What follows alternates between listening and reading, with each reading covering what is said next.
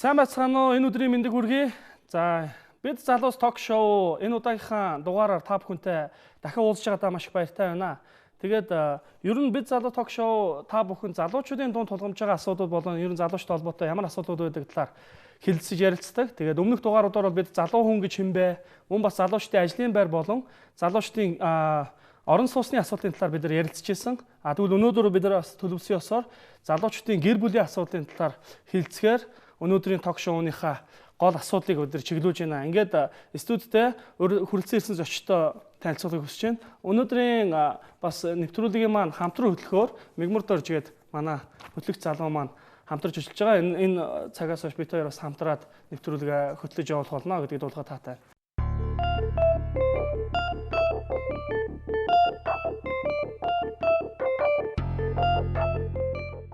За тэгэхээр гэр бүл гэдэг бол улс орны хамгийн жижиг нэгж гэж ярьдаг хэрнээ гэр бүл өөрөө дотроо улс орныг агуулж идэг ийм хамгийн чухал зүйл байдаг. Тэгээд залуучуудын хувьд энэ гэр бүл төлөвлөлт гэдэг бол амьдралдаа гаргадаг хамгийн том шийдвэрүүдийн нэг байдаг. Тэгэхээр энэ гэр бүлтэй холбоотой асуудлуудыг ярилцахаар өнөөдөр манай танхимд маш олон хүндтэй зочид маань хүрэлцэн ирсэн байна. За тэгээд манай зочноор хуульч гэр бүл судлаач Нарамцын агч маань хүрэлцэн ирсэн байна. За мөн Монголын гэр бүлийн сайн сайхны нийгэмлэгийн хөтөлбөрийн менежер Гал Бадрах ахмад хүрэлцэн ирсэн байна. За мөн манай залуучуудын төлөөлөлөд хүний нөөцийн Камл компани гэрээ хариуцсан менежер Өнөр Жаргал маань хүрэлцэн ирсэн байна. За мөн Гэгээ үндэс төрөмс байгууллагын тэргүүн Сүл продакшн захирал Ангараг маань хүрэлцэн ирсэн байна.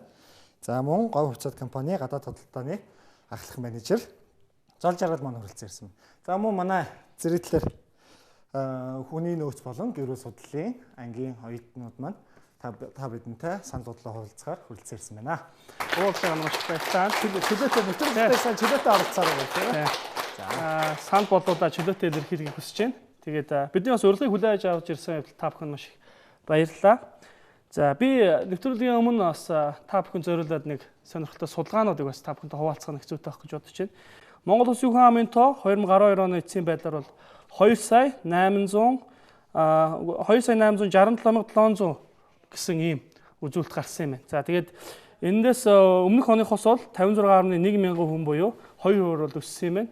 За, энд бол хүүсийн харьцаа буюу 100 эмэгтэйд ноогдох эрэгтэйчүүдийн тоон хэд вэ гэхээр 95 эрэгтэй хүн ноогдож байна гэж байна. Тэгэхээр ер нь маш ойрхон тийм ээ ийм тоон үзүүлэлтүүд явж байгаа гэдэг нэг зүйл харагдчихаг.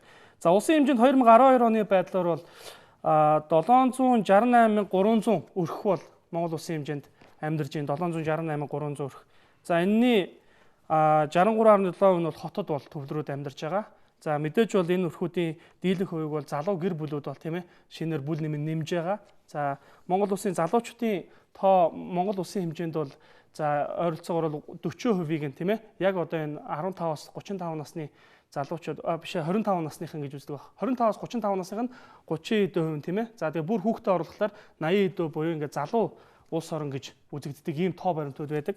Тэгвэл өнөөдрийн асуудал бол залуучуудын гэр бүлийн гэрэлтийн асуудлын талаар бид нар тийм ээ ярилцах саяны тоо мэдээллүүд та бүхний бас ярилцах зүйлүүд тус болох байхаа гэж бодоод энэ мэдээллийг танилцуулж байгаа. За, эхний асуудал маань үерхэл гэдэг зүйл маань гэр бүл болох эхний алхам мөн үү гэдэг ийм асуулт байгаа. Тэгэхээр манай студид өргөж ирсэн зочид залуучууд маань ямар саналтай байна энэ дээр те? Хамгийн ихний алхам байж болно. Залуучууд маань хамгийн гол нь энэ дээр хариуцлагатай хандаасаа те. Үерхэж яагаад болчих биш те. Дараа нь одоо тим гэр бүл зөндөл байна л та. Одоо хүүхэдтэй мөртлөө гэрлээгүй хаяад явцсан те. Ийм байж болохгүй. Тэгэхээр энэ бол хүний хүмүүжлэлтэй бол цэвэр холбоотой. Тэгэхээр бас хариуцлагатай байгаасаа л гэж бодож байна. Үерхэл бол ихний алхам яалтчгүй мөн. Үерхэл гэр бүл болох ихний алхам мөн үү гэж байгаа тийм ээ. За, баярлалаа. Яагаад тэгэхээр би мөн адилхан мөн гэж бодож байна. За, тэгээ залуучууд манай үерхэж явах хугацаанд тодорхой хэмжээр би бинийгээ таньж мэдэх юм хугацаа байдаг. Тийм учраас үерхэл бол гэр бүл болох. Нэг сонирхолтой судалгаа хийчихье. Тэгвэл за яг энэ дунд үерхэж үдсэн залуучууд бүгдээрээ би нэг залуучууд карт өгсөн байна шүү тийм ээ. Үерхэж үдсэн бол бүгдээрээ шар карта өргөе. үерхэж ерөөсөө үзээгүй бол улаан карт өргөдөх үү. За манай оролцож байгаа залуучуудаас нэг юм үннээр карт өргөрөө. За бүгдээрээ үерхэж гэрлэх ихний алхам мод хийсэн байгаа тий. Ихний алхам мод хийсэн. Гэрлэх алхам бол мөн гэж үзэж байгаа юм. Гэрлэлтэд бэлтгэдэг ихний алхам бол тийм. За одоо үерхэж байгаа тий залуучууд хэдэн залуу байна вэ тий. За одоо үерхэж байгаа шар карт. За үерхгээ болцсон. Би одоо үерхэж байгаа болцсон юм аа гэдэг нь улаан карт. Энэ бол нээлттэй шүү дээ. Ганц болсон. Би улаан карт. Наад чи хараад одоо тийм мэдэн шүү дээ. Энэ яга хотлоороо тийм. За. За. За тэгвэл үргэлжлүүлээд дараагийн нэг асуултыг та бүхнээс асуумаар байна. Ирээдүйн ханаа ямар байгаасаа гэж юу хүсдэг вэ? Одоо бол үерхэл бол ихний алхам мөн ч гэсэн магадгүй бас хүмүүс шаардлага тавьдаг байх тийм ээ. Ийм байгаасаа би ийм хүнтэй гэрэлмээр байна гэсэн юм санал хүмүүст бас бодлууд явдаг шүү дээ тийм ээ. За энийг маш товчхон бөгөөд залуучдын саналыг авдаг хөө. Би бол ганцхан зүйлийг хэлнэ. Энэ нь илүү чухал шүү ийм байгаасаа гэдэг. За. Миний хувьд болохоор ирээдүйн ханыг үнэн шударга тий хариуцлага хүлээх чадвартай их олон болоод байна тий. За шууд нэгийн сонгуул аль нь илүү чухал вэ? Хамгийн чухал. Миний хувьд ирээдүйн ханы маань хамгийн чухал нь болохоор шийдвэр гаргах чадвартай байгаасаа гэж үздэг. За шийдвэр гаргах чадвартай хантай болохыг хүсэж байгаа маань. За өөр залуу шууд саналууд альч өөрийнхөө бодож байгаа хүсэж байгаа. За яг амьдралын төлөө зүтгэдэг юу ч ихгүй байсан ч гэсэн яг л би энэ амьдралыг туулж чаднаа, хамт байж чаднаа л гэсэн. Өөрийнхөө хүчээр босгож чадах тийм л хүн байгаа. Бие биендээ итгэх аюул чухал тий. Бие биендээ итгээд явах нь. За итгэлтэй байх хэрэгтэй тий. За. За манай залуучдын төлөөлөөс байна уу? Залуучууд маань эмэгтэйчүүд маань бол байр суурь илэрхийлжлээ шүү дээ. За би бол яг гэр бүлтэй хүн л дээ. Аха. Тэгээд яг миний хүсэжсэн гэр бүлийн хүн бололмоо. За ямар шаардлага нь? Одоо саяны асуултанд хариулбал. Хамгийн гол шаардлага бол яг тэ итгэлцэл бие биендээ итгэж ерөөсөө итгэлтэй байх. Хүлээцтэй хандах. Хүлээцтэй хандах гэдэг санаа тий. Төвчээртэй хүлээцтэй гэдэг их гоё санаа. За хойдлоос дахиад санал байна уу? За нэг санал авчи. Саяны саналуудыг нэгтгэвэл за хэлээ. Миний хувьд болохоор аливаа зүйл чин сэтгэлээсээ ханддаг байх нь чухал юм болов уу гэж бодож байна. Чин сэтгэлээсээ аливаа зүйл ханддаг байх хэрэгтэй. За манай залуучуудаас гарсан санал бол нэгдүгээрт бол амьдралаа өөрөө босгоод явах тийм сэтгэлийн тэнхээтэй залуу. За мөн шийдвэр гаргах чадвартай аливаа асуудал дээр. Тэгээд итгэлтэй байх залуу хэрэгтэй. Тэгээд нөгөөх нь энэ ч хүлээцтэй их тийм тайван хүлээцтэй байх хэрэгцээтэй гэж залуучууд маань үзэж байна. За тэгвэл манай нэвтрүүлгийн бас зочид болж ирсэн залуучуудын төлөөлөөс бас асуулт асууя те. Ер нь та бүхэн ер нь ирээдүйн хан дээр нь яг ямар шаардлага байх хэрэгтэй гэж ер нь боддог. Ер нь юу гэсэн хүлээдэг вэ? Одоо та бид бол ерөөсөө ирээдүйн бүх үлдсэн бүх амьдралаа тэр хүнтэй хамт өнгөрүүлэх гэдэг юм тийм үү? Мэдээж хэрэг бид нэр шууд тааралцсан хүнтэйгээ мэдээж шууд суухгүй нь ойлгомжтой. Тэгвэл ер нь ямар шаардлага байх хэрэгтэй? За миний хувьд бол эмэгтэй хүнийг ээжигээ хайрладаг байх нь чухал юм болов гэж боддог. Ер нь хайрлах чадвартай залуу. Хайрлах чадварыг бас бид нэг хүмүүст энгийнээр ойлгуулчод нэг ийм л зүйл байх ёстой гэд хэлжүүл их зүгээр байх л та тий. Цаг гаргах нь юм уу? Эсвэл ямар үлийг хайрлах чадвар бүгдээрээ л одоо хайрлах чадварууд бас байгаа шүү дээ тий. Хүн болгонд тий. Ерөөсөө гэр бүлтэй цаг гаргах. Гэр бүлтэй цаг гаргах. Ийм л залуу. Хамгийн энгийнээр. Тийм ухаантай байх хэрэгтэй бол одоо тий. Хоёулаа ингээд ярилцаад шийдэл төрж чаддаг. Бие биенийг одоо буулт хийж чаддаг. Бие биенийг хүндэлдэг тийм л байх нь аюул чухал юм болоо гэж үздэг. Тийм хүндэлж чадах тийм ээ. Тийм. Хуучин бол яг үдэ ингээл 10 жил ч юм уу оюутан байхдаа ингээл октодыг ингээл царайг нь хардаг ч юм уу тий ингээл хувц сунарыг хардаг гэсэн бол одоо ингээд амьдралд ороод ирэхлээр яалтч жоохгүй ингээд хамтраад ингээл амьдрал нөлөө тийм зүтгэх чадвар ч юм уу тий хүлээцтэй төвчээртэй байдаг бол илүү хараад идэх юм шиг. Залуучууд. За ангараг маань бол эмэгтэйчүүдийг хувьд төлөөлж байгаа ганц төлөөлөгч маань зочдоос. За золоогийн хувьд. За миний хувьд болохоор мөн л адилаас ухаалаг хүлээцтэй хүн байгаасаа гэж боддог. Тэгээд бас хүмүүсээс бас ялгаатай боддог гэж магадгүй. Одоо миний төлөө золиос гаргадаг байгаасаа гэж боддог. Ямар нэгэн зориулалт гаргаж чаддаг. Тий, одоо юугаач хайрлахгүй ч гэх нь хайшин тий.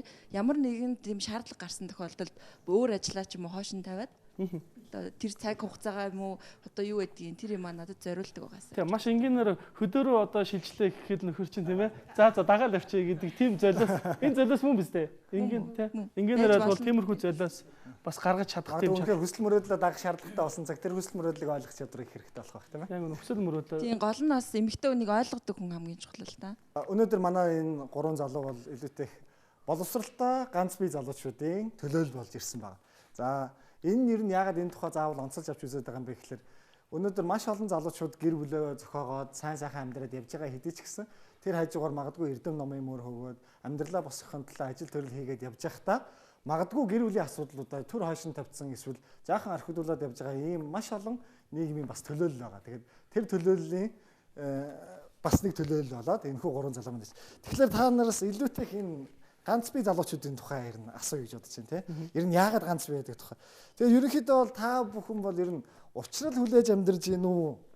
Эсвэл ер нь ирээдүйн ханаа олохын төлөө бас нэг хичээл зүтгэр гаргаж байна. Магадгүй танилцахын төлөө, хүрээлд орохын төлөө тийм. Ер нь учрал хүлээж гин үү?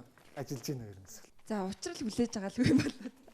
Тэрнээс ямар нэгэн тийм итгэвтэй ч юм уу те хүн хайгаал гадуур яваад эсвэл бол одоо тийм зуршлах товчоонд хандаад ч юм уу те олон нийтийн ажилд оролцоод тэгж суудаа л байхгүй. Тэгээд яг заяанаа зам дээр гэх юм цаашаа магадгүй нэг газар бас надтай адилхан бодолтой хүн надтай одоо үзэл бодол нийлэх хүн байгаа ах л гэж боддог. Би ингээд одоо нэг 7 хоногт мэн гарсан байдаг шүү дээ телевиз мэдээтэй ТV 7 хоног энэ гэл тэрэн дээр бол тийм танилцах зарууд ингээд байн гардаг шүү дээ. Тэгээд тэр ингээд эрэгтэй эмэгтэйг нь харж байгаад одоо ингээд дандаа 18 та 9 та юм уу 22 та ингээд хүмүүс байгаад байхгүй юу. Тэгэд би одоо бодохтой гэж бодоо энэ гэрлэхийг хүсдэг хүмүүс их болцсон юм уу эсвэл энэ их залуужаад байна гэж бодоо. Зөвхөн миний хувьд ягаад ингээд бас ганц би яваад нэглэр би их хариуцлагатай байх хэрэгтэй гэж боддоо. За магадгүй ингээд эмэгтэй хүн тэгээд түрүүнд манай бас хамтран оролцогч маань хэллээ те эмэгтэй хүнийг ойлгох тэгээд магадгүй хүн болго өөрийгөө хүнд ойлгуулахыг ингээд хүсээд идэг гэж магадгүй бас эрэгтэй хүн ч гэсэн бас ингээд би бас те эрчүүдийг ойлгодог эмэгтэй бас байвал зүгээр ч юм уу гэж бас хэлж болох те гэхдээ би бол зүгээр өөрөө эр хүн гэдэг утгаараа их хариуцлагатай байх хэрэгтэй гэж боддөө. За миний ирээдүйн хайрлах хань маань одоо ингээд надаас шалтгааллах одоо ямар ч юм дутагдах гачигдах зүйлгүй те өөр ингэс одоо гэр оронтой унах унаатай те юунд ч тийм одоо санаа зовох ёсгүй л гэж боддог. Тэгээ тэрний төлөө одоо өөрөө бас хичээж зүтгэж байна. Хамгийн гол нь аав ээж нар ах эгч нар ингээл дээр үед хууч ярьдаг байсан да цаг хугацаа их хурдан өнгөрдөг гэл тэрийг тухайн үед өдөөс ойлгодог байсан байна. Одоо ингээл өдөр шөнө өглөөрөө ингээл нэг ажлын ард гарах гал ингээл суухлаар өдөөс ингээд цаг хугацаа танилцах цаг гарахгүй. Ердөөсөө тэр байхгүй болсон тий. Тэр энэ цаг хугацаа гэдээ бас маш их хурдан өнгөрдөг юм байна гэдгийг бас их ойлгоод байгаа. Сургуулиуд гэсэн тэр удаж байгаа. Би ч одоо магистр хамгаалаад 2 жил гарсан болж байна. Би ингэж боддог байхгүй юу? Сургууль юм уу тийм ээ энэ олон нийтийн хамруудаг орчин бол бас санаа сонгох тийм ээ хамгийн тийм уулзуулах орчин юм болов. Өндөр магадлал өндөртэй орчин тийм. Гэтэл одоо ингээд нэг орчноосоо ингээд гараа авчдаг тийм. Тэгтэл яг монгол залуучууд нэг шууд сонноос ингээд хайгаад тийм ээ гэр бүлийнхээ хүнийг хайх тийм онцлог шинжинд бол одоохондоо магадгүй манай нийгэм бүрдээгүй ч гэх юм уу тийм. Тэр талтай холбоотой. Тэгэхээр энэ зүйлтэй бас тий зөрчилдөх гээд байгаа. Хүрээл дотроос хүн ер нь алгаа. Би өөрөө их хар багаас их нийгмийн төвтэйсэн болохоор ингээд бас их магадгүй шаардлага өндөр байсан болоо гэж бас бодоод байгаа. За эргэн тойрон хүрээл дотор шаардлагад нийцэх хүн байхгүй байсан байна гэж ойлгож байна. За миний хувьд бол учрлыг хүлээж байгаа. Тэгтээ учрлыг хүлээж явах явцдаа би өөрийгөө бас өөрчилж байгаа байхгүй. Би ерөнхийдөө гэрлэлтийг ганцхан миний зүгээс биш тэр хүнийг би хүлээн зөвшөөрч амьдрах нь нас аягүй чухал юм болов гэж бодоод байгаа юм. Хоёр хүн биеиндээ харилцан буултыг. Тэрнээс бол дандаа миний зүг би ийм байх хэрэгтэй гэдэг асуудал биш. Тэгэхээр би зүгээр ерөнхийдөө бодоод тахад бас нөгөө хүндээ бас харилцан адил буулт хийгээд хинтээ хүлээцтэй хамтанд бол би өөрийгөө дотроосоо жоохон өөрчилж байгаа гэх юм. Бэлдэх хэрэгтэй. Би хийж байгаа. Ер нь бол бэлдэж байгаа. Ганц бие залуу гэдэг нэр томьёо бол буруу. Харин гэр бүлдээ бэлдэж байгаа залуу гэж нэр томьёо авах нь бол их зөв юм байна тийм үү? За. Юу шууд зэрэглээс яг энэтэй холбоотой нэг сонирхолтой судалгаа хийгдэх болж байна. Юу гэхээр ер нь саяны ярьсан залуучдын маань нийтлэг хандлага бол тий учрлыг хүлээж байгаа талтаа бол эмэгтэйчүүд маань байр суурь илэрхийлээд байна л да. Тэгэхээр би ер нь эхлээд эрэгтэй санаачлаг гаргаад тийм ээ энэ гэрэлтийн асуудлыг илүү их төлөвлөд идэвхтэй явах хэрэгтэй юм уу? Эсвэл хамаагүй өнөөдөр орчин цагийн нийгэмд эмэгтэй хүн ч гэсэн бас санаачлаг гаргаад тийм ээ гэрэлтийн асуудлыг шийдэх ёстой гэхин зүйтэй тий. Учрал хүлээгээд байхгүй бас нэг залуу таалагддаг ч юм уу хайдаг ч юм уу эсвэл очиод сонирхоод тийм ээ холбоо тогтоогддог ч юм уу утсын аваа мессеж бичдэг ч юм уу тий. Маш олон зүйлүүд шүү дээ.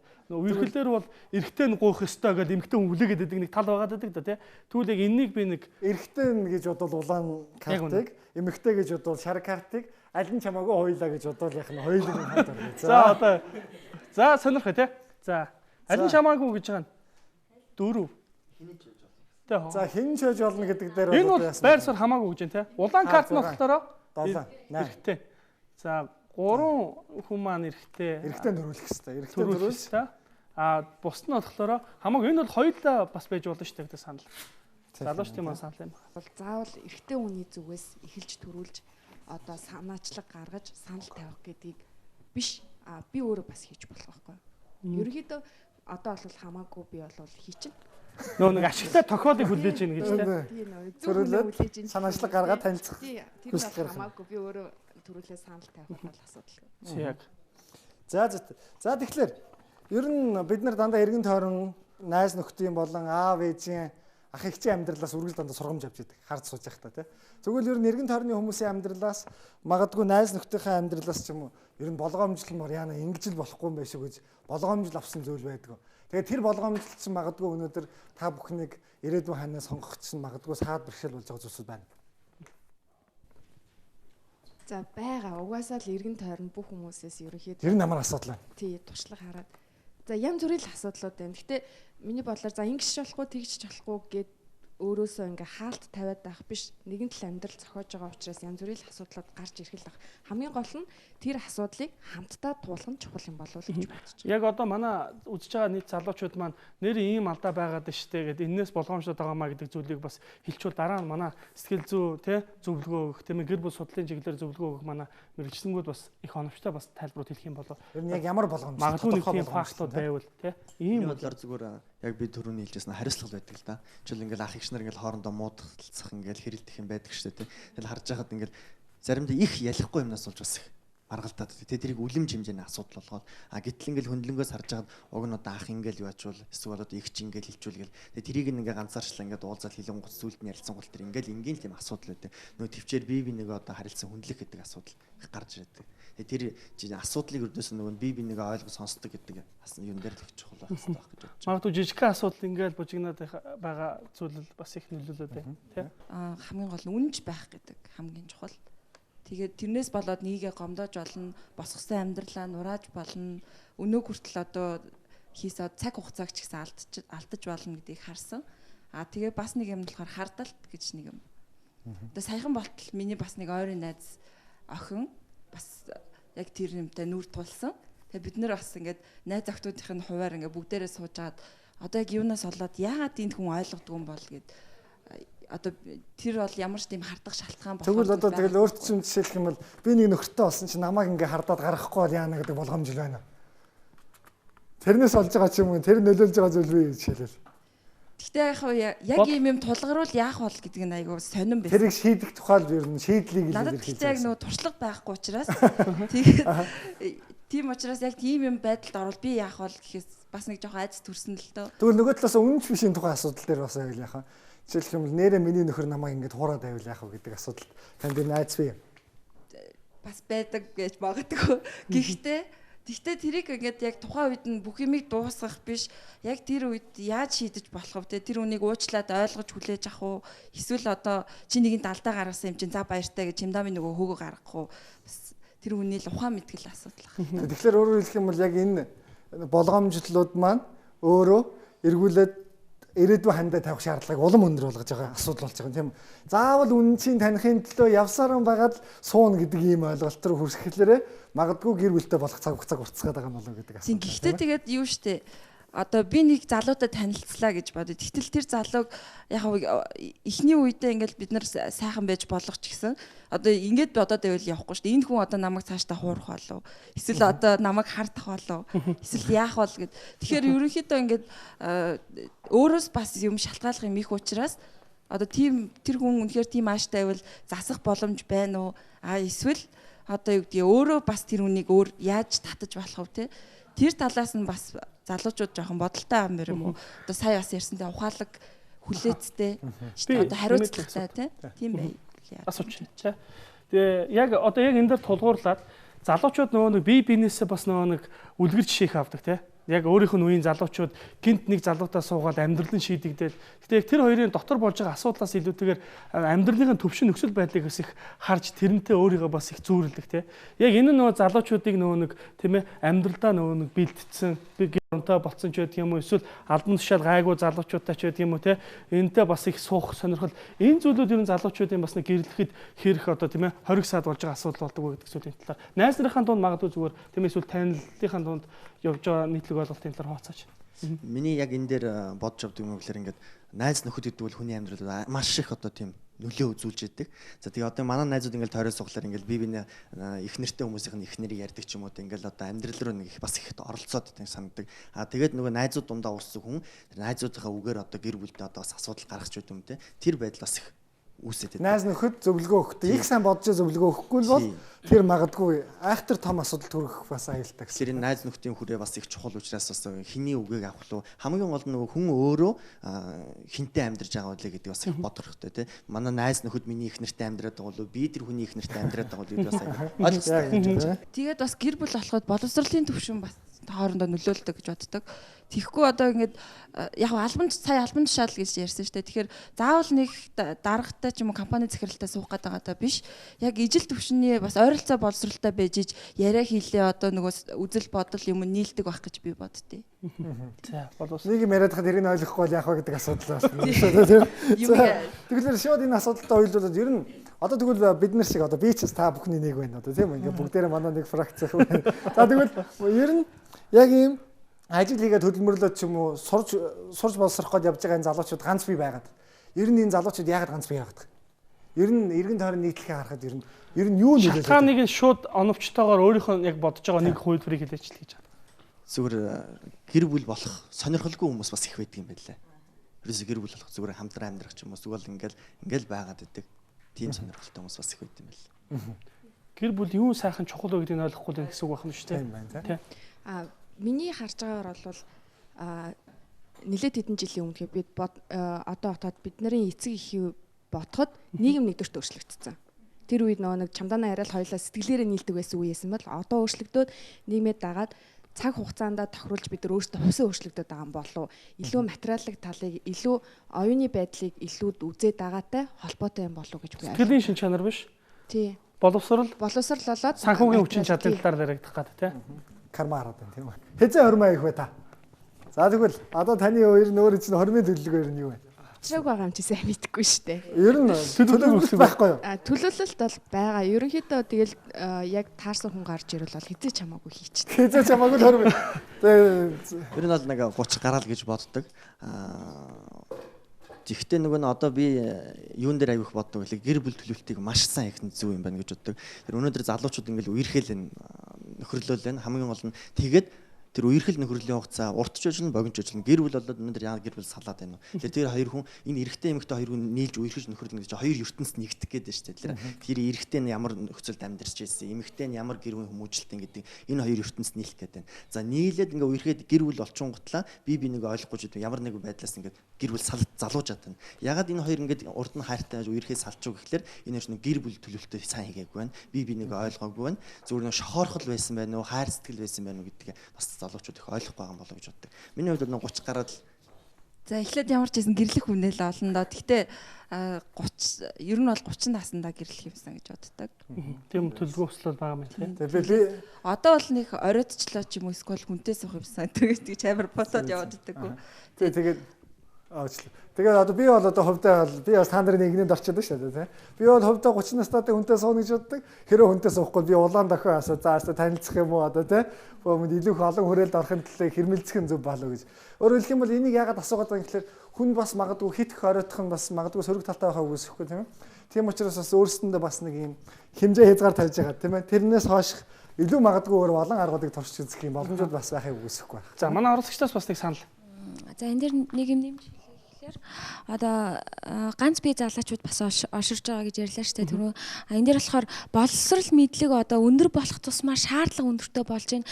Дээрээс нь гэр бүл чинь хоёулаа хоорондоо нэгдээд гэр бүлийг бүтээдэг те эд хөрөнгө бүх юмаа ингээд хоёр биендээ ингээд тусалцаа өгдөн штэ. Гэтэл одоо боловсрол мэдлэг тэр санхүүгийн асуудал нь шийдэгдээд ирэхлээрээ юу хамт амьдрах одоо эмэгтэйчүүд одоо хамт амьдрах тийм хүсэлгүй болсон байдаг. Яагаад тэгэхээр нэг хүүхдтэй болоод тий яагаад гэвэл одоо тэр эмэгтэй боловсралтай эдийн засаг тий эд хөрөнгөтэй учраас тэр одоо тэр нөхөр байх тийм асуудал бас хоцрогдсон байдаг. Энэ бас тулгамдж байгаа асуудал гэж үзэж байна. Залуу гэр бүл. Ер нь шууд энэ шийдлийг магадгүй зүгээр хариулт санал байна уу? Тэгвэл боловсрол өндөр байх ёсгүй мó? Боловсрол өндөр байх ёстой. Гэхдээ одоо боловсрол өндөр болох тусмаа шаардлага өндөр болж байгаа байхгүй. Тэр хүн ханаас сонгоход өндөр болж байгаа. Шаардлага хурдан нийцэж хөгжих хэрэгтэй л гэдэг саналыг хэлдэг. Тэгээ бас гэр бүл ингээд салт маш их ихсэж гин гэж байгаа шүү дээ. Энэ яагаад вэ гэхээр өнөөдөр гэр бүлийн талаарх биднэрт өнөөдөр 10 жилээс ч юм уу тэр хариуцлага гэдэг юмыг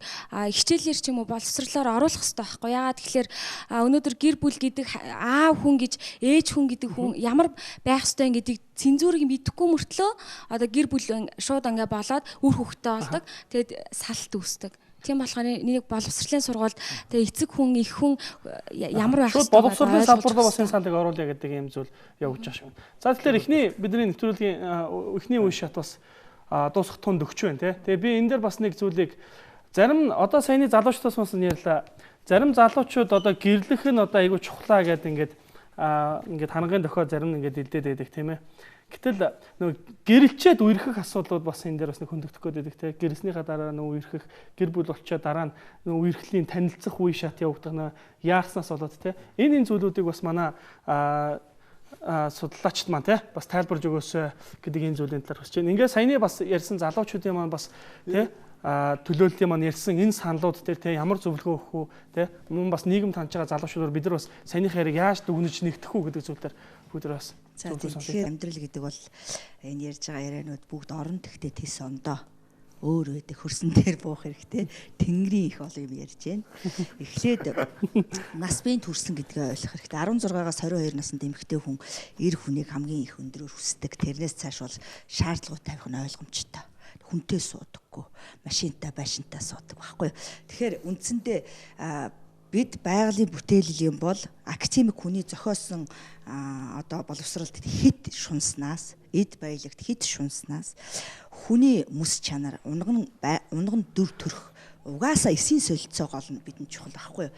Энэ их бачимдуулаад байгаа, энэ их ойлголцохгүй байгаа, энэ их зөрчил үүсгээд байгаа. Энэ ярьж байгаа бүх зүйл мөн хэдэн сая живаагч бид нэрлж чадна. Энэ үр дүнгүй. Гол нь та өөрийнхөө бодол санааг л удирд. Та өөрийнхөө үг яа, та юу хүсэж байгаа? Та 99-ийг жишээл би эмэгтэй хүн бол 99-ийг л хүснэ. Би 18 нас хүрсэн л бол. Тэр эсийн солилцоо хийх үйл ажиллагааг л яагаад зөв зүйтэйгээр ярьж эхлэхгүй байх нийгэм. Энд ярьж байгаа ярианууд гэр бүл болоход удаашралтай 30 хүрээд гэх те. Энэ бол хөгшөрсөн, хүүхэд нь хөгшөрсөн. Тэгээ хамгийн ухаантай эцэг их бол хүүхдээ 22 хүрээл дээд сургуульд ахна хүнтэй суулган 3 дугаар курст ахна анхныхаа хүүхдийг гаргана. Энэ бол хамгийн зөв зарчим. Энэ зөв зарчим. Бид тэр барууны 300 жилээр төрүүлээд явчихсан хүүхэд гаргадаггүй, гэр бүл болдоггүй, 40 45 хүржээж, 80 хүржээж хүүхэд нь гардаг. Тэгээд ингээд өвлүүлж юмаа үлдээдэг ч юм уу те эд баялгаа тэгээ эцэг эхийн хайр инэрлийг өглөө шин нойргүй хонох хүн гэдгийг үүсгэж байгаа сэтгэл зүрх гэдгийг үүсгэж байгаа энэ одоо амьдралаас их этгээд өөр юм ярьж байна 20 жилийн өмнө бол жишээлбэл одоо би 20 жилийн өмнө та нарын үе дээр байхад бол хизээч ингэж хэлэхгүй намайг залуу сонгосоо л гэж би ганцхан хүснэ би сонгосон залууд май гэж өөрийнхөө оюун ухаан гоо сайхан бие элэг эрхтэн бүгдийг май гэж өгнө. Энийг л гэрлэх гэж нэрлэж байгаа. Тэрнээс биш одоо тэгэл тэрийг ингэж шаардлага шахалтуу тавина, ингэж бусад хайр гэдэг юм нэгт биднийг үүсгэсэн. Бидний одоо гарыг хөдлөж байгаа, оюун ухааныг хөдлөж байгаа, эрдэм боловсрал, мэрэгжил сонгож байгаа, энэ нийгмийг үүсгэж байгаа бүх асуудлын суурь нь аав ээжийн бэлгийн эсэл байсан байхгүй юу? Бэлгийн эсээс л бид үүссэн байхгүй юу? Бид насан туршдаа л эсрэг үүсэх байхгүй юу? 30 40 хүрээ за яг хуу 60 хүрээд бид тэтгэврт гарна. Тэтгэврт гарахад цаашаа 30 40 жил яаж амьдрах юм? Тийм ээ? Энийг л бид суур тавихын тулд залуу гэр бүл гэдэг л одоо үр төлөө их олноор нь үлдээх хайрынхан харилцааг итгэл үнэмшил ойлголцол өөчлөл өршөөл тийм ээ зориулах тэр бүх сэтгэлүүдийг тэр их 30 40 жилийн явцад үүсгдэг болохоос биш 40 50 хүрчээд одоо үүсгэнэ гэж л ухаарад чад хийх болдог тийм ээ ийм утгагүй утоп тийм ном яриад ээж болохгүй бид амьдрал ярих хэрэгтэй тийм учраас судлаач дээр очиж зөвлөгөө ав ганц бие хүмүүс хоорондоо зөвлөгөө ганц бие байх л зөвлөгөө өгч чадна уу гэхээс гэр бүлтэй байх бүр өчүүхэн ч зөвлөгөө өгч чадахгүй гэр бүлээр амьдрсан хүн л гэр бүлийн зөвлөгөө өгч чаддгийн тийм биз тэгээд зүгээр ингээл учрал хайж гэнэ эрдэм ном учрал хайж итэл олоо диплом доктор профессор болчдөг үгүй шүү дээ хөлсөө гаргадаг хөрөнгөө цацдаг тийм ээ байдгаараа гүйдэг цаг хугацаа зардаг 50 60 ном толгойдоо хийдэг тэгжээж тэр боловсролыг авдаг яг хайрандаа яагаад тэгж зориулж болдгүй яагаад залуучууд байгаа газруудад ганц бие байгаа залуучуудыг сонгож олоод тэрний төлөө цаг хугацаа гаргаад өөрийнхөө биеийг үзүүлээд инээмсэглэлийг үзүүлээд яагаад болохгүй гэж оройтж байна одоо яах вэ та шууд ганц гарцлээ та шууд ердөөсөө би зоригтой Монголын залуучууд бол ийм байгаагүй маа Монголын эрчүүд бол ийм байгаагүй Монголын эрчүүд бол хүссэн бүсгүйгээл зүгээр ноёлж авдаг Тэнгэр эцэг газар ээжэл гэж ярьдаг байхгүй юу? Хүссэн сэтгэл багцсан хүүхнийхээ хойноос одоо өдөр шөнөгүй тэмцэл хийн. Мэдээж штэ тэр чинь яаж бэлэг өгөх нь дайддаг байсан юм зү одоо бэлэг өгөх нь байна тий бэлэг өгч болно ажил дээр нь тосоод ээж болно өөрөө явахгүй ч гэлээ гэсэн харанхуй шин ардаас нь дагаж яваад хахаар тэр чинь эмэгтэй хүн чинь айдастай штэ эмэгтэй хүн дэмжих хөөрхий дуртай гэрт нь хөргөж өгöd гол нь тэр бүсгүйг үргээхгүй байх хэрэгтэй залуучууд ингээд танилцаад өдөртөө оронд орох гээд ингээд үргэчээд байгаа байхгүй хүүхдүүд тэрнээс ш ингээд айжуухан 3 сар 4 сарын туршид ор хөнжил ярихгүйгээр ариун нандин функцийг ерөнхийдөө нандгинжээ гэдэг байдлаар 4 сар ингээд сүүдэр шиг дагчих юм бол хүүхэн ингээ өөрийгөө өгөхөд бэлэн байна. Ганцхан тэгдэг төвчээртэй залуу аа. Ерөөсө залуучууд руу эрэлхэг тийм жинхэнэ зүрхтэй залуу алга эрчүүд чинь хүүхэн болцсон юм уу? Эргүүлдүүлэх гээд байгаа юм уу? Богтлуулах гээд байгаа юм уу? Яалах гээд байгаа юм бүүмэд. Нөгөө одоо ингээд эмэн ч гэсэн юм мөргөж эхэлдэ үгүй л байхгүй. Уг нь бол эмээгээ сонгодог болохоос эрийгээ сонгоно гэж юу ээдэг юм бэ? Хүүсийн харьцаанаас бол боломжтой байна шүү дээ. Энэ чинь байгалийн шинж өөрчлөгдөж байна. Ингэж та нар эсрэгээр эрд гоё л харагд инээж үзүүл тийм ээ. Эр нүдийг хардгийн, хөхийг хардгийн, өгзгийг хардгийн, эр харилцааг хардаг байхгүй юу? Харилцаа гэдэг чинь таны уншиж судалсныг л харж яах гэсэн үг. Тэг үнэнхүү эрийг хүсэж гэнэ үү гэдэг ингэж харцнаас л эр таныг сонгоно болохоос тэр хүлээцтай байна уу, тавчаартай байна уу, амьдралд хандах туршлага муршлага юу. Тэр бол дараа нь үүсдэг асуудал. Тэртээ тэргүй ижил төвшөнд байжгаад эсвэл мэдээлэл их авсан төрүүлээд явчихдгийг мэдээлэл бага авсан хоцроод явчихдгийг тэгээ салах харилцаа чинь угаасаа хосууд адилхан хөгжих асуудал хийхгүй учраас эхлээд танилцахад ижил төвшөнд байжгаад тийм ээ дараа нь нөгөө явцад 1-2 жилийн дараа бүсгүй төрүүлээд явчихдгийг тэгээ эрээгээ голчдгийг үг нь нийлхэ байлна гэдэг чинь тэгээ хайрын харилцаа нэгт орно шүү дурлах сонирхол нэг хүн болох тэр үг ярьж байгаа эрэгтэй хүнтэй сайн байна уу гэсэн шиг түүнтэй секс бэлгийн амьдралаар нэгдэх харилцаа нэгт гэж явах хэрэгтэй. Тэр нарийн биений таталцал гэж байдгийг та нарыг хүссэн ч хүсээгүй ч одоо би ингээл одоо ингэдэг байхгүй. Би эхнэр нь нас барсан хүний хойд их болохгүй гэж 20 жил ярьж байгаа л яг л эхнэр нь нас барсан хүний хойд их л болдог л байхгүй юу. Тий, тэгэж хамаагүй амьдралын хайрын асуудал дээр хамаагүй тэгэж ярьж болдгүй. Эн чинь зүгээр байглаасаа хизээ хийгдэх ёстой. Ганцхан чи жоохон цаг гарах тэрэнд. Ном сурсан шигэ, ажил хийж мөнгө авч байгаа шигэ цаг л гарга. Тэгээ байгууллага удирдах байгаа энэ бизнесийн 60 гаруй мянган аж ахуйн нэгжийн удирдлагууд хүүхнүүд олноор ажилдаг газруудыг эрчүүд олноор ажилдаг газруудаа нийлүүл. За бүжгэлж итл суурч. За үнэн. За тэгэхээр сая манай судлаачийн бол зөвлөгөө тохиолгомжтой л тий. Залуучууд ялангуяа эрчүүд маань идэвхтэй тэрнийхээ төлөө хөрөг гаргаж хөдлөх хэрэгтэй гэдэг юм зорчулаа. Тэгээд залуучуудтайгаа ярьсан зөвлөдөөс бас тодруулж хэлэх зүйл бас байна л да. Ер нь бол гэр бүл нийгмийн хамгийн гол хүчин зүйл бол гэр бүлтэй бичил орчин байгаа. Тэгэхээр гэр бүл төлөлт бол айгүй чухал. Үнэхээр өөрийнхөө хайр дурлал сэтгэл дээрээ нийцэж эрүүл мэндтэй амьдралынхаа байдалтай тохируулаад одоо хизээ жирэмсэн болох уу те хизээ жирэмсэн болох уу хэдэн хүүхэд төрүүлэхэ гэдэг бол энэ бол гэр бүл төлөвлөлтийн асуудал. Тэгэхээр өнөөдөр бид залуу наснда танилцсан одоо заавал над шиг л энэ хүн байх ёстой. Би яг ийм л хүнийг сонгоно гэх юм бол үнэхээр хэцүү. Энэ бол амьдрал бол үнэхээр хэцүү. Олоход хэцүү. Тэгэхээр яг өөрийнхөө үнэхээр нас залуу дээрээ амьдралд боломжтой гэж үзсэн үедээ өөрт чинь санд болсон хүнийг судалж үзээд гэр бүлээ төлөвлөж илүү залуу наснда одоо хүүхдэд төрүүлээд хүүхдтэйгээ хамт илүү одоо нийгэмдээ урагшаа алхах нь бол илүү их ач холбогдолтой. Тэгээд манай залуучууд дотор ярьж байгаа өнөөдөр залуучууд дотор үнэнч байдал нь алдагдсан гэж ярьж байна те. Гэр бүлдээ үнэнч биш байдал залуучуудын дунд их байдаг учраас бид нар бас жоохон ингээд тэрнээс найдаг, имээдэг гэж хэлж байгаа. Тэгэхээр үнэнч байх гэдэг маань бие биедээ итгэлцэх те, бие бинийгээ хүндлэх. Тэр хүн заавал тийм мэдлэг, амар тийм мундаг мэдлэг боловсралтай чадaltaй хүн байх албагүй. Тэр хүн үнэхээр сэтгэлтэй, халамжтай, тийм шударгал хүн байхад бол тэр амьдралыг бол цаашаа аваад явчих боломжтой. Амьдрал гэдэг маань үргэлж янз бүрийн бэрхшээл, баяр, гуниг, зовлон жангал бол байнга тохиолддог. Тэр бүгдийг л харьцан бие биедээ тэрийг хуваалцаал тухайн асуудлыг шийдээл явах юм бол энэ бол амьдрал. За тэгээд өнөөдөр залуучуудтай хэлэхэд өнөөдөр нийгэмд байгаа залуу гэр бүлүүд дотор маань ингээд гэр бүл салалт те хүсээгүй жирэмслэлт, үр хөндөлт бол маш их байгаа. Тэгэхээр хамгийн гол нь энэ талын мэдлэгтэй байх хэрэгтэй, мэдээлэлтэй байх хэрэгтэй. Ямар нэгэн асуудал гарах юм бол мэрэгжлийн байгууллага, эцэг эхтэйгээ найз нөхдөдөө хоорондоо ярих хэрэгтэй. Тэгхийн бол бид өнөөдөр амьдралаа аваад явах боломж ер нь бол саяны манай судлаачдын зөвлөгөө бол маш энгийн байлаа. Залуучууд маань ер нь зөрөгтэй шиг хандах хэрэгтэй юм байна. Гэр бүл төлөлтийн асуудал дээр. Тэгвэл бас гэр бүлийнхаа төлөвлөлтөн дээр үр хүүхэд тийм ээ бас энэ бэлгийн харилцааны тухай ойлголтууд ч гэсэн тийм ээ энэ талын мэдээлэл мэдлэгтэйгээр бас юмд хандвал их зүйтэй шүү гэдэг ийм саналуудыг хэлж байгаа маань. Бас ганц биеэр байна. Тэр хүмүүсийн хүсч хүлээж байгаа зүйлсүүд нь их өндөр байна. Тийм учраас бусад бүх хүмүүс ч гэсэн өөрсдөө бас илүү их сайн болгохын төлөө ч гэсэн бас хичээж ирмэлцэх нь илүү их сайн хантай болох юм бас үндсэн байж бас болох юм байх шүү гэдэг. Тэгэхээр ерөөсөө харагдаад байна шүү дээ. Боловсрлоо эзэмшиж дуусны дараа биш суучаад хамтдаа тийм ээ боловсрлоо эзэмшээ гэдэг саналуудыг ч гэсэн тийм энэ бас шийдлүүдийг гаргаж байна тийм. За манай эхний хэсэг энэ үрээд тий дараагийн зочдыг бид нар өрхөд бэлэн болоо. Тэгээд өнөөдөр яг гэрлэхээс өмнөх залуучуудын шийдвэр сонголтуудын талаар ярилцчихсан бол одоо яг залуу гэр бүлүүд тийм ээ ямар асуудал байдгийн талаар бид нар дараагийн зочдыг бас тийм ээ саналаа урьж оролцуулъя. Тэгээ манай саяны бас хэлцүүлэгт орсон залуучуудаа талархлаа маш их баярлалаа тий санал бодлогыг сонсоход тааламжтай сайхан байлаа. За дараагийн гэр бүлийг болсон.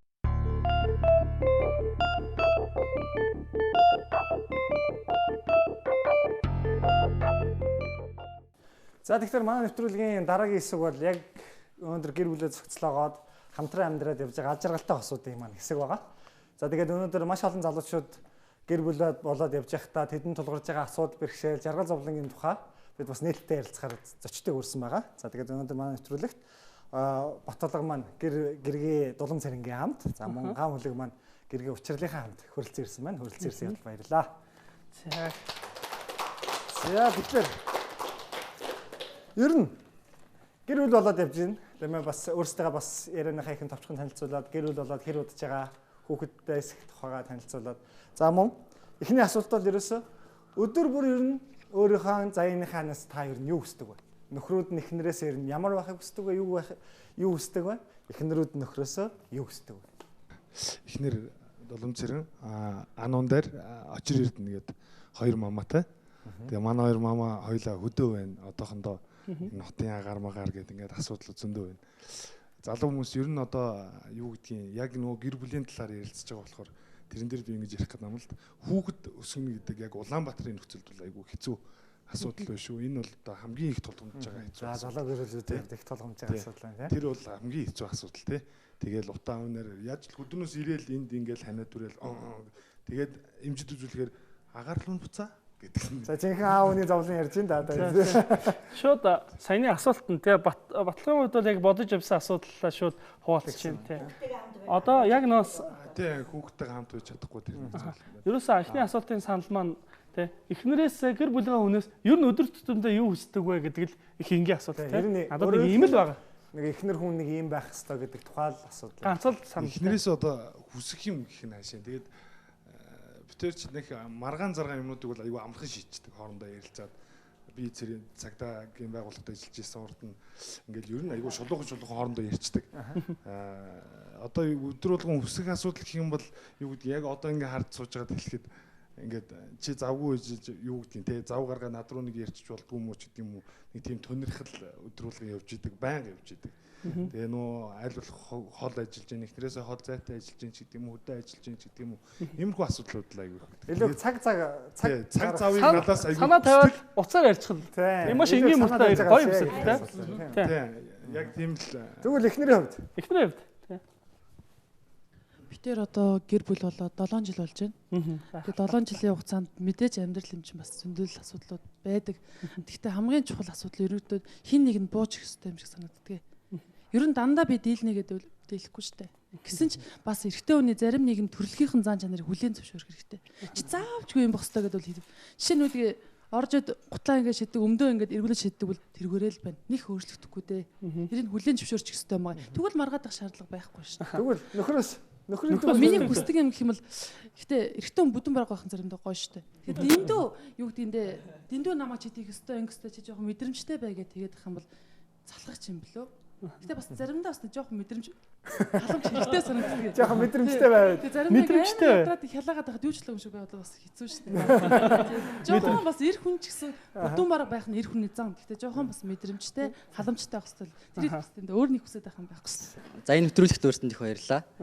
За манай гэр бүлийн хувьд бол бас яг бит хоёрынхаа хамтын юмс нэмэ. Одоо нэг түүхээ бүтээгээд 8 жил болсон байна. Дунд ангид байхдаа бит хоёр танилцж, за тэгээ багасаа нэг бас мэдэрч өссөн. За энэ нь бол яг хуу өнөөдөрт бол яг нэг эрт сонголт хийсэн ч юм уу хүмүүс янз бүрээр тайлбарлах байх л та. Гэхдээ бол бит хоёр нэг яг бусдыг яг өмнөх удаад нэлээд сайн ярьсан. Энэ хүн маань одоо байшинтай болов те энэ хүн маань одоо машинтай болов те энэ хүн илүү боловсралтай болов гэдгийг бол харах сөхөөгүй. Яг жинхэнэ одоо энэ хүнийг дотоод сэтгэл энэ яг мөн чанарыг бас таньж бит хоёр өргөсөн учраас юм бат бөх одоо юм гэр бүл би үндэс болсон болов гэж боддог. Энэ ч утгаараа бас одоо энэ олон жил одоо бас нэг айхтар залчаагүй те ингээ бас дотн юм одоо харилцаатай байна гэж би бодож байна. Асуултандаа хариулт те. Аха. За гэр бүлийн одоо хувьд бол эрэгтэй эмэгтэй хүмүүсийн одоо өөрийгөө оролцоо бол бас ер нь тэгш байхыг бол би яг дэмждэг. Сүүлийн үед л гендрийн асуудал нэлээд яригадаад эмэгтэйчүүдийн бас тийм ээ нийгэмдэх оролцоо нэмэгдүүлэх хэрэгтэй энэ төр яригдж байгаа. Энэ тал дээр бол би бол бас нэг тийм 100% үгүйсгэхгүй. Эхтэй бол бас одоо эр хүний үүрэг, эмэгтэй хүний үүрэг гэж гэр бүлд бас байх хэрэгтэй. Эрэгтэй хүн илүүтэй бас энэ гадна дотнох ажлууд, гэр бүлийнхаа үндсэн тийм ээ цаашдын одоо үндсэн асуудлуудаа илүү цаг гаргах хэрэгтэй. Хөрөнгөнд мөнгө илүү олох хэрэгтэй. Тийм ээ энэ үүргийг бол надаас нэх ёстой гэж би боддог. Нөгөө талаасаа бол би гэргийгээсээ юу үздэг гэхээр гэр бүлийн яг өдөр тутмын асуудлуудаа тийм ээ айхтар оролцуулахгүйгээр шаардлагатай үед бол мэдээж оролцсон. Ингээ бас аваад явчих юм би даасан бас харилцаа бидэнд байгаасай гэж би боддог. Тэгээ бас миний анаас тийм байж чаддаг аа. Тий. Баярлалаа. Яг үннийг хэлэхэд бол яг адил тэгш эрхлэл гэж ярилдаг л да. Жишээлбэл өглөөрт босоод охиныгоо хоёлаа ингээл айл нэг нь ээлж илжэр хувцлаа л тий.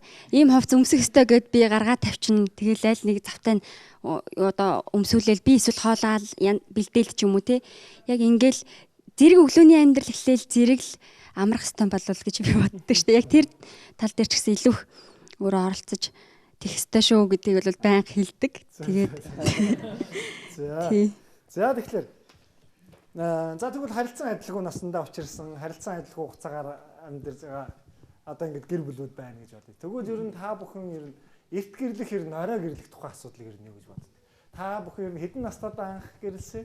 Тэгээд ер нь эрт гэрлсэн гэж үздэг юм орой гэрлсэн гэж. Яг энэ дээр бас нөгөө гэр бүл болох гэдэг бол нөгөө гэрэлтэй батлуулахтай холбоотойгоор тий яг одоо ингээ хамтран амьдраад эхэлсэн.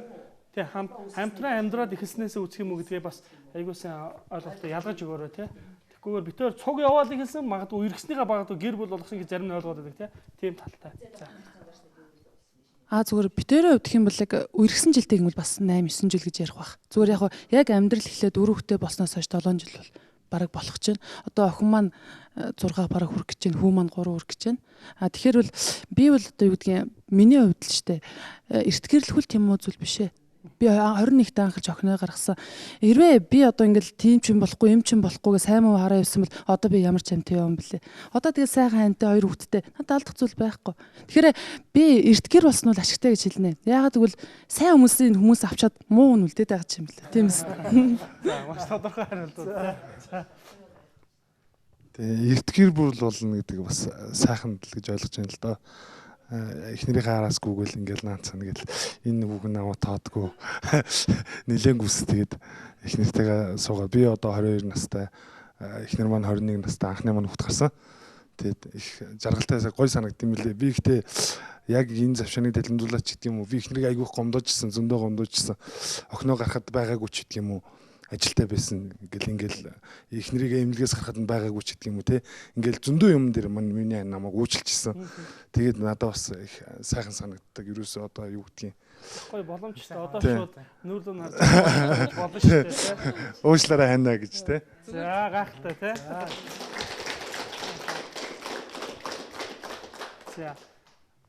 За харин яг өмнөх яг одоо их зэг үзээ сууж илээ л да. Зарим талаас бас яг үлсэл өчмөр байна. Ер нь бол яг тийм 30 хүрээд гэрлэн энэ гэж бодож байгаа нь их буруу гэж бодож байгаа. Тий. Энэ тал дээр бол бас жоохон эрт одоо гэрлэх нь зүгээр тийм аль их олон талаасаа их тийм хүнд одоо зөв тийм лөө гэж бодсон байгаа. Ягаад гэхээр бол нөө нэг хамтдаа юм амьдралаа босгож явахдаа нэг нэгээ илүүтэй таньдаг. Тэрнээс ч бол яг те нэг сар ярилцаад нэг 3 удаа болзооц ч юм уу те ингэж бол тэр хүний яг мөн чанарыг бол таних боломжгүй. Тийм учраас илүү сайн бас одоо тань гэдэг энэ ойлголтын дараа гэрлэн гэдгээ биш бас одоо тийм ээ бага хэмжээнд танилцсан бол түүний дараа бас илүүтэй таних энэ авцсан үргэлжлэнэ гэдгийг бас ойлгох хэрэгтэй болоо гэж. За би энэ дэр нэг статистик тоо баримт бас та бүхэн нэг дурдаа сонирхолж өгөхөө. За ер нь гэрэлтэй бүртгүүлсэн хүний тоо бол бүгд бол 12822 байсан юм байна. Энэ 12 онд тэг өнгөрсөн жилийн судалгаагаар. За тэгээ насны бүлгээр ингээ харахад байна шүү дээ. Хүмүүс хэдэн насндаа маш их гэр бүл болж байна гэхээр ерөөсөө 20-24 наснда 6206 хүн бол гэр бүл бол бүртгүүлсэн байна. Дийлийнх нь баггүй. А гэтэл 30-аас 34 насныхан маань болохоор 1199 гэж байгаа байхгүй. За тэгээд доошлол явах юм бол 25-аас 29 насных нь 3000 гээд явд юм байна. 18-аас 19 наснда бол 735 хүн гэр бүл болсон гэсэн ийм бүртгэл байна. За харин энэ дээр би зөв тулгуурлаад бас нэг сонсох ёстой зүйл байх гэж бодож байна. Гэр бүл салтын тоог бас энэ дээр бас ямар зүйл бас харагдаад байна гэхээр өнгөрсөн 12 онд бол 2467 гэр бүл цуслуулсан байгаа гэр бүлийнхаа тий гэрэлтийг. Тэгээ энэний ер нь хугацааг нь харахад хэдэн жилийн хугацаанд хамтарж байгаа гэр бүлээ салгаж ийн гэсэн чинь хамгийн өндөр үзүүлэлт нь болохоор 10 ботхоноос дээш жилийн хүмүүс салсан байна. Энэ хэд өгөхлөөр 982 хүн тэгж гэр бүл салтын өгсөн байна. 10 жил амьдарчаа тэг гэр бүлээ цуцсан гэдэг ойлголтод. Тэгвэл энэний дараагаах ойлголт нь 4-6 жил гэдэг юм харагдчихаа. 4-6 жил. А тэгээ хамгийн бага нь бол ерөөсөө 1 жил хүртэлх хугацаанд бол ердөө 4 хүн тийм ээ гэр бүл зарим нэг зүйлийг нөгөө нэг хүлэн зөвшөөрчдөг зүйлүүд байдаг шүү дээ тий. За энэ ерөөсөө ингээд бухимдаад хэлэхээр болдгоо хэлээл 10-20 хэлээл болдгоо тий. Тэглэр тэр зүйлийг хүлэн зөвшөөрчих хэрэгтэй юм бэл. За эмхтэн угаасаа юм байх хэрэгтэй юм байна. Ийм байдаг юм байна. Тэ? Тэгэл тэрнээр нэвлэрч өөрийгөө эвлүүлчих хэрэгтэй юм бэл. Тэгээд хоёр дахь юм бол одоо өдөр болго их нэртэй дурлах хэрэгтэй. Тэ? Өглөө болгон дурлах хэрэгтэй, орой болгон дурлах хэрэгтэй, тэ? Өдөр болгон дурлах хэрэгтэй. Мэдээж хэрэг хамт ингээд байж байгаагүй хоёр өөр ертөнц нэг дор би ингээд хамт байхаар шийдээд цуг байхаас ахуулаад ингээд олон асуудлууд гарч ирнэ. Тэрэн дээр ингээд яг яаж хандах учраа олохгүй ч юм уу тийм үе аяух гардаг.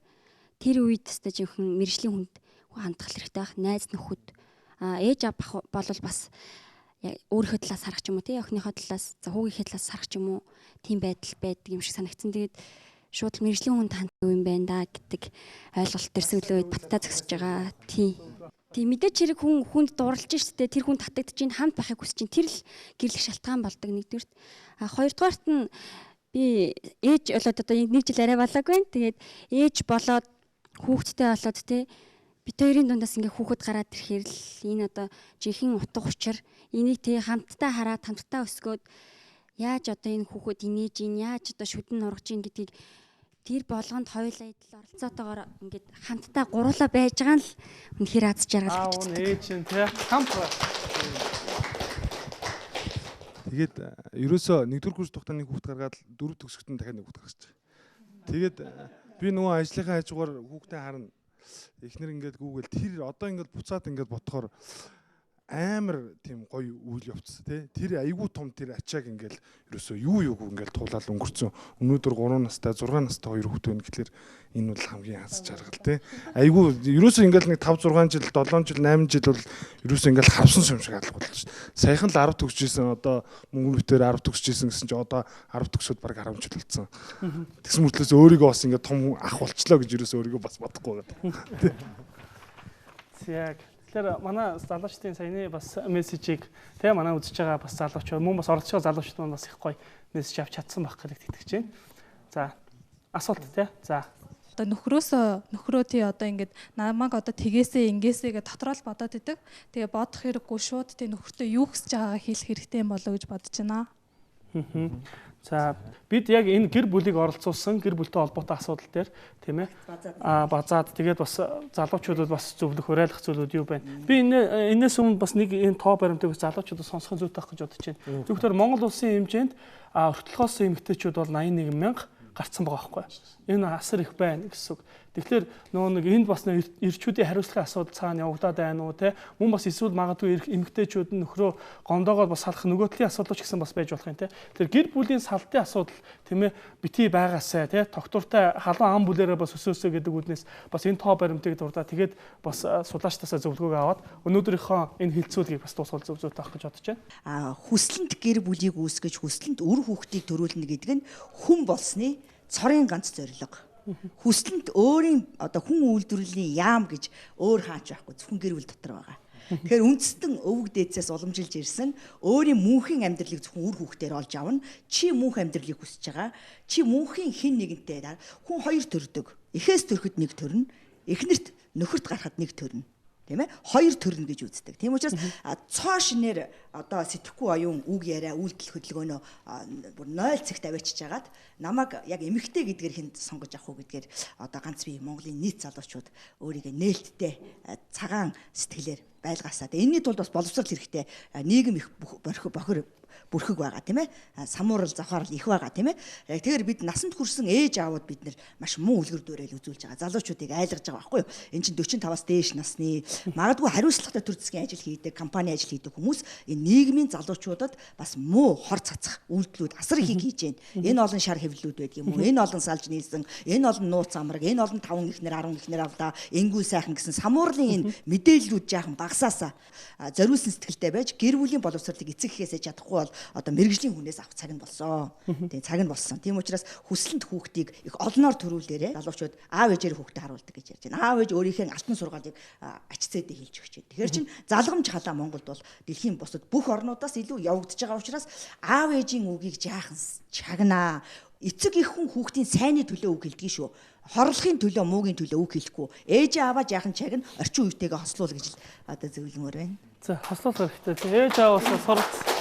За тэгээд өнөөдөр энэ залуучуудын тулгымдсан асуудал залуучууд байгаа энэ гэр бүлийн асуудлаар ярилцж байгаа нэвтрүүлэгт оролцож байгаадаа маш их баяртай. Тэгээд манай байгууллагаас бас бид гээд залуучуудад одоо бэлгийн боловсрол олох чиглэлээр юм сэтгүүл гаргадаг анхны дугаар байгаа. Тэгээд энэ бид нэвтрүүлэгт оролцож байгаадаа маш их баяртай. Тэгээ манай байгууллагатай бас холбогдоод энэ бид сэтгүүлийг та бүхэн уншихад бол нээлттэй үн төлбөргүй бид энэ сэтгүүлийг гаргадаг. Тэгээд Монголын гэр бүлийн сайн сайхны нийгэмлэг маань залуучуудад ялангуяа одоо гэр бүл төлөвлөлтийн асуудлаар үр хүндэл, төсөөгөө жирэмслэлт, нөхөрчгүй эрүүл мэнд бэлгийн замаар дамжих алдараас урьдчилан сэргийлэх чиглэлээр бид бол нээлттэй үн төлбөргүй үзлэг шинжилгээ онцлогоог хийдэг. Манай нийгэм дотор маань маш их асуудлууд байгаа. Тэр бүгдийг туулах одоо манай залуучуудын маань боловсрол нэлээх сайжирсан нэмэгдсэн учраас та бүхнийг эрүүл мэндийнхаа боловсролд маш их анхаарлыг тавих хэрэгтэй. Эрүүл байх юм бол гэр бүл маань аз жаргалтай, үр хүүхэд маань эрүүл чирэг, мэдлэг боловсралтай байна гэдгийг л энд хэлэх байна. Манай залуучдын маань ярилцсан бас судлаачдын маань зөвлөсөн зөвлөгөөнүүдийг тий бидэнтэй хамт байж үтсэн нийт үзэгч залуучуудаа юуны юм талархмаар байна. Тэгээд бидний урилгыг бас хүлээн авч хүрэлцэн ирсэн тийм ээ. Бас гэр бүлийнхэнтэй ч гэсэн талархлаа илэрхийлмээр байна. Тэгээ маш удаан хугацааны тийм ээ одоо аз жаргалтай гэр бүлийн тийм ээ үлгэр жишээ бас байж маш олон залуучуудыг бас найз нөхдөд бас дагуулаасаа гэдэг зүйлийг бэлэгтэй сайхан өрөөлийг бас төвшүүлээ. Гэр бүлд маш их тийм энгийн соёлоодыг бас нэвтрүүлвэл их зөв зүйтэй болов гэдэг би нэг ганц уриалга бас төвшүүлээ. Тэр юу гэхээр орой болгон гэр бүлтэйгээ хамтдаа гэрхэн хоолоо идэсэ гэдэг юм уриалгыг төвшүүлэх гэсэн. Орой болгон хамтдаа тойр сууж хагаад тий энэ бол гэр бүлийн хамгийн сайхан мөчүүд энэ гэр бүлд хамгийн мундаг гоё соёл тий цагаан сарын битүүний орой ганцхан хооллого биш тий Ер нь орой болгон тий. Европын орнууд ч гэсэн энийг хадгалдаг юм байна. Их мундаг юм байна. Тэгээ хятадууд ерөөсөө тойроод хоолоо иддэг, голдоо хоолногаараа амтагчин тойроо будаа бариад идээд байгаа байхгүй. Тусдаа идэхлээр будаа идэх гээд байгаа шиг байна. Тэгээ заавал хоол руугаа ойртох шаардлагатай. Япон холбоос яг адилхан тойроод. Тэгээ Солонгос бол яг адилхан. Энэ аягүй мундаг соёл бүр хооллох соёлоос гэр бүлийн аз жаргал бас тийм ээ эхлэх нь өшөө гэдэг бас уриалгыг залуучуудаа дэвшүүлье. Яг энэ мөчөөс эхлээд орой хоолоо тийм ээ амралтын өдөр хагас өдөр гэр бүлдээ бүтэн өдөр гэр бүлдээ зарцуулж хамтаасаа хоолоосаа гэр бүлийн асуудлын чиглэл гэр бүл залуучдын гэр бүлийн чиглэлээр өнөөдрийн тийм ээ манай хилцүүлэг амжилттай маш оновчтой мундаг санаануудтайгаар бас өндөрлөө гэдгийг сэтгэл бардам хэлмээр байна. Ингээд дараагийн удаагийн бас энэ залуучтайгаа хилцүүлгээр дахин эргээд уулзлаа. Маш баяртай гэдгийг хэлмээр байна. Анхаарал тавьсан явдалд баярлалаа.